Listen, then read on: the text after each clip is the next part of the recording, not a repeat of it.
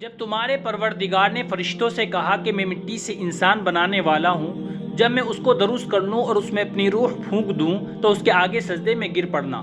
सो तमाम फरिश्तों ने सजदा किया मगर इबलीस वो अकड़ बैठा और काफिरों में हो गया। अल्लाह ने फरमाया कि इबलीस, जिस शख्स को मैंने अपने हाथों से बनाया उसके आगे सजदा करने से तुझे किस चीज़ ने मना किया?